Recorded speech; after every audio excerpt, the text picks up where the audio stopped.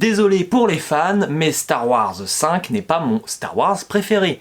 Ce n'est pas grave, ça reste pour moi, bonjour par ailleurs, un excellent film, j'en conviens, mais là où quand j'étais plus petit, eh bien je préférais le délire des Ewoks dans Star Wars 6, alors que maintenant je le répugne totalement, je suis ensuite passé donc à cette phase où Star Wars 5 était véritablement pour moi un chef-d'œuvre ultime, avant que, depuis assez récemment quand même, eh bien je considère que Star Wars 4, pour moi, est le véritable et le seul chef-d'œuvre de toute la saga. Ça ne veut pas dire que je n'aime pas Star Wars, bien au contraire, il y a beaucoup de films que j'apprécie, dont ce Star Wars 5 qui se situe en termes de qualité dans mon esprit, juste après Star Wars 4.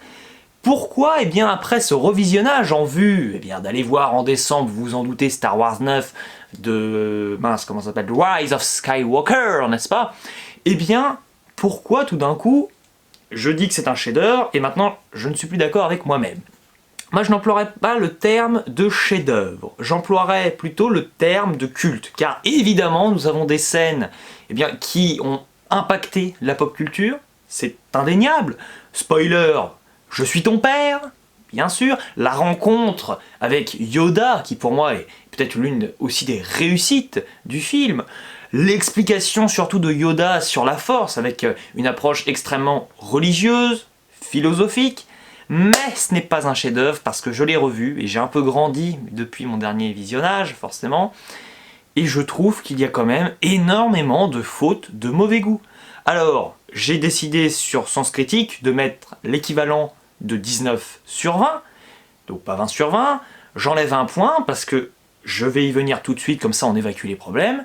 Moi, j'ai un problème régulièrement dans ce film avec Mark Hamill. Mark Hamill, qui n'est pas un mauvais acteur, qui n'est pas non plus un acteur incroyable, je trouve qu'il s'en sort très bien dans Star Wars 4, de toute façon son rôle n'est pas extrêmement compliqué à la base, mais alors là, dès que ça commence, véritablement, l'intrigue commence à se resserrer autour de lui, il a quand même du mal à, franchement, à te faire rêver, parce que honnêtement, moi, tous les passages dans le film où il est avec Solo, où il est avec Yoda, où il est avec Vador, ça passe parfaitement, mais alors dès qu'il est lui-même tout seul au cœur de l'intrigue, mais c'est juste pas possible, il n'arrive pas pour moi à porter dramaturgiquement le film, ça ne fonctionne pas vraiment, parce que je pense que c'est aussi un problème de direction d'acteur, hein. C'est qu'au début, là, quand t'as Leia pour rendre jaloux Solo qui décide d'embrasser Luke et t'as Luke qui se met en mode je suis content, c'est un peu particulier parce qu'au final, c'est un détail, mais Star Wars c'est très symbolique.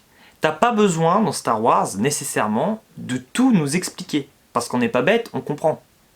On a compris qu'elle faisait ça pour rendre jaloux Solo, et on sait déjà depuis un petit moment que Luke Skywalker, il en pince un peu pour la princesse. Donc t'es pas obligé de nous faire une position en mode « je suis à la playa » pour nous raconter ça. Bon, voilà un problème évacué.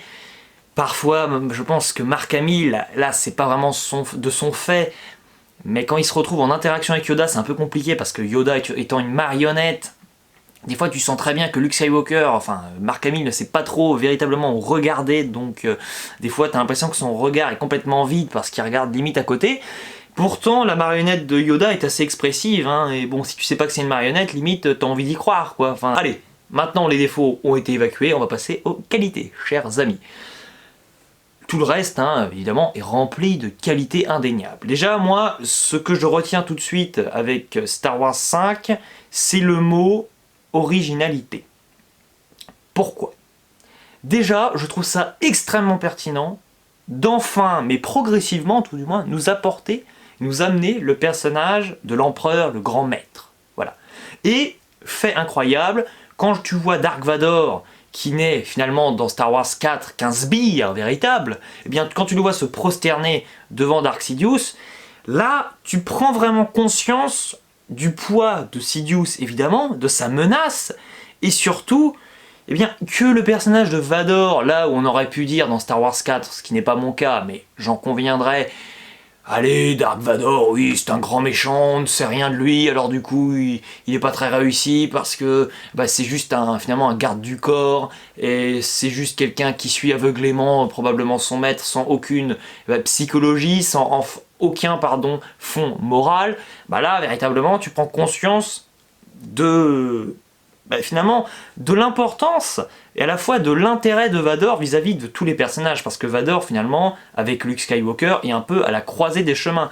Tous les personnages sont liés, sont connectés à Vador. Alors là, vous êtes en train de vous dire, oui Dimitri, tu dis ça parce que tu as vu la prélogie. Après, certes, aussi, mais il faut quand même reconnaître que là, disons que tous les personnages, en tout cas, sans voir la prélogie, tu comprends là, dans le 5, qu'ils se retrouvent là où ils sont, toujours un peu à cause de Dark Vador, au final. C'est un fait. Moi, ce qui me plaît également beaucoup, c'est le jeu d'acteur d'Harrison Ford, bien sûr, que j'ai toujours d'ailleurs bien apprécié, sauf dans Star Wars 6, que bon...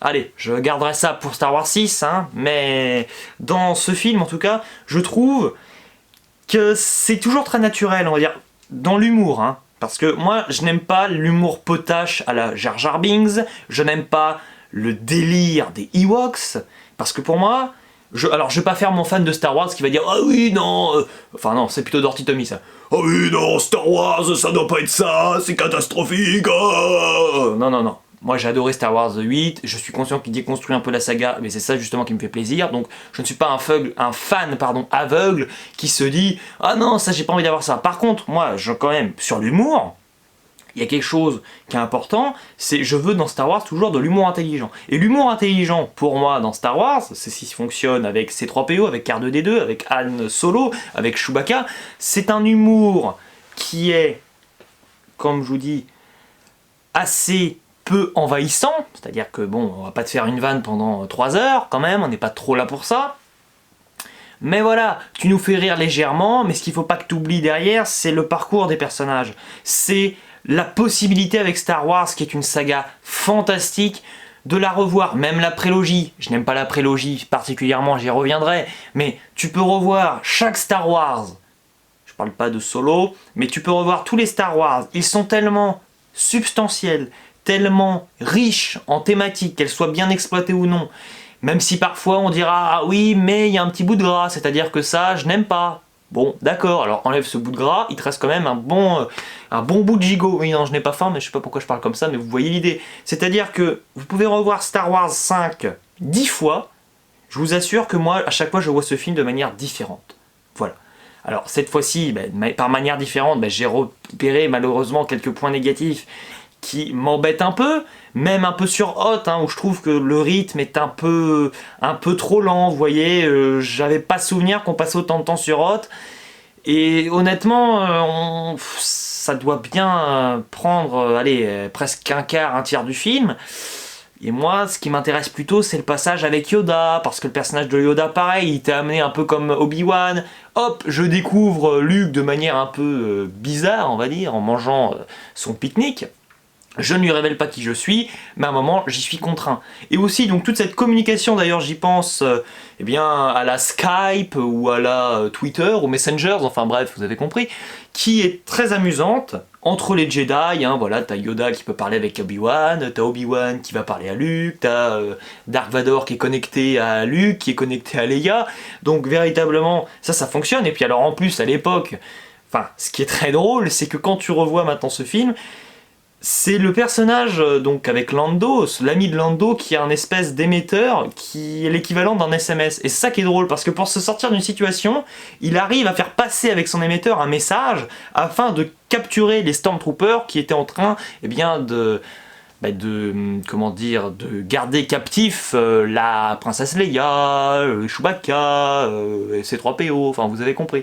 Et là c'est très drôle parce que tu regardes ça avec des yeux, avec nos yeux de maintenant, avec un regard très contemporain, et c'est ce petit détail, mais ça ils pouvaient pas s'y attendre, mais c'est aussi ça la magie d'un film culte, c'est d'arriver à te proposer des éléments qui vont te marquer et te faire rire ou te plaire plus tard. C'est un film parfois visionnaire, c'est ça pour moi un film culte. Alors oui, on va revenir sur un point, c'est peut-être justement ce que j'avais fait un peu avec Jules Melon et Baptiste quand on avait fait un débat sur la chaîne qui était les critiques à chaud et les critiques avec du recul. Pour moi ce film, eh bien, à chaud, on peut en dire du bien, mais avec du recul véritablement, comme je suis en train de le faire, en train de le faire, j'ai vu ce film peut-être déjà, j'ai dû le voir pas mal de fois, une petite dizaine de fois presque, et puis la première fois que je l'ai vu c'était déjà il y a plus de 10 ans, donc c'est quand même assez incroyable, eh bien, c'est qu'on a finalement conscience d'éléments importants, mais plus tard.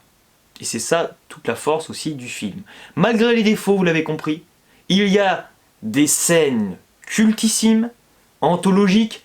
J'ai même pas parlé de la scène superbement trouvée, et pourtant c'est pas si bête que ça, mais ça n'a jamais été fait. Enfin, de ce que j'ai vu jusqu'à maintenant dans ma filmographie, aussi restreinte soit-elle, c'est quand le Faucon Millenium, eh bien après la superbe pirouette et cavalcade dans le champ d'astéroïdes, quand il se retrouve dans le trou et que là, hop, t'as un grand ver de terre géant qui en sort.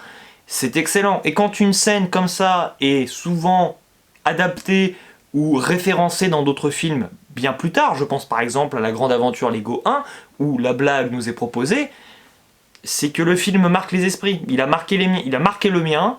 Je préfère Star Wars 4, mais on n'est pas non plus là pour faire un classement, donc c'est juste ça pour vous compreniez un peu mieux le personnage, que vous arriviez à mieux me situer.